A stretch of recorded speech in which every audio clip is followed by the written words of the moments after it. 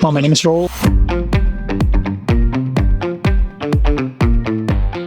We moved to the US 5 years ago to start Superior Fence and Grill. So it's a family business. My family bought the franchise and we moved 5 years ago to Broward County. We're located in Fort Lauderdale. We take care of the South Florida market, Broward and Miami-Dade County. Our story has been pretty impressive. We were the fourth franchise. I think right now we're over 100 units across the United States. So it's been a nice ride.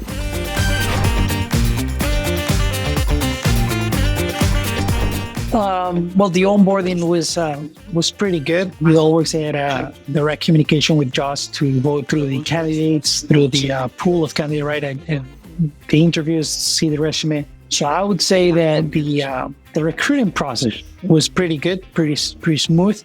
It does depend on the candidates available at a time, but it helps as a small business owner. It helps you with the recruitment of not having to go through 100 candidates to find the ones that could be potentially a good fit for the company, as ScaleSource do that for you. And the onboarding was smooth. It does take a little bit more of effort on our side as the company, because not being in the office requires a little bit more of commitment to the online sources.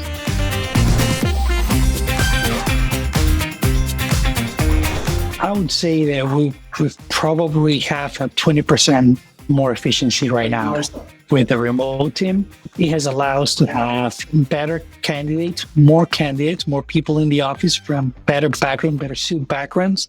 Not being in the office allows people to be more focused in their specific work instead of being driven away from other stuff. Although I guess at home they also have their own distractions. But as a business, it allows you to do more. When you have a remote team, you are allowed to find the right people and you're not stuck with a pool of candidates that are just close by to your office. So I think that's been great for us. In our market, it has allowed us also to have bilingual candidates. That's pretty good. And the efficiency we've found with the remote team, it's, I would say, better than the one we've found in the past with in-house employees.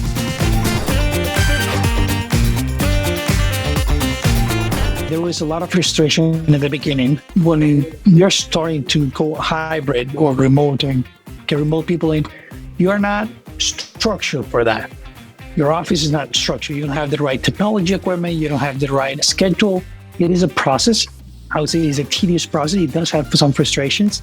The ScaleSource team has been always there to support us. So there is a lot of consultation that I think goes involved in the beginning, which we had just to walk us through that, to ease some concerns, right? At some point, we were like, okay, this is not working out for us. And then just a matter of time.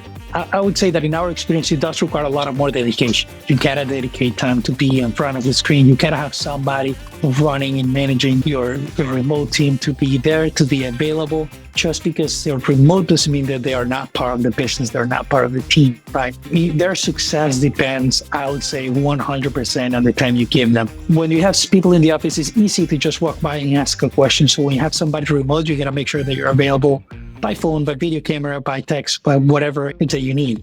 So I would say it's been great. It does have a rough beginning, but now for us, we have 4 people here for a few, 3 months, 2 months. It's been a while. I would say that onboarding a new person will be easier.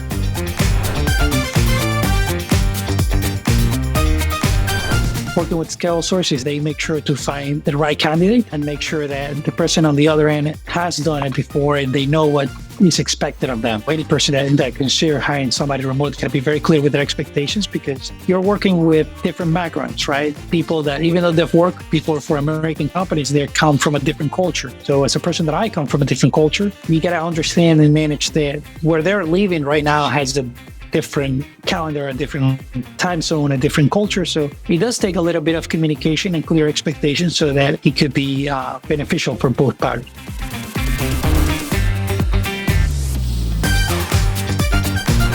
Yes, take your time. So when you hire somebody, take your time. You have to dedicate a significant amount of time at the beginning to make sure that they understand what you want. They cannot see you. so they can model their activities to what they think could be your expectations. When you have somebody in the office and they see you talk in a certain way to somebody else or something, they can shape a little bit how they do things. But when you have somebody remote, you got to dedicate your time so they understand and they're clear on the expectation of what you want and how your company should be operating. So my recommendation will be patience, clear expectations, and a fair amount of tolerance. So there's things that you can understand they may have never been working with you, but at the same time, you understand that if they're working remote, they're going to be available, right? So that'll be my recommendation. Yeah.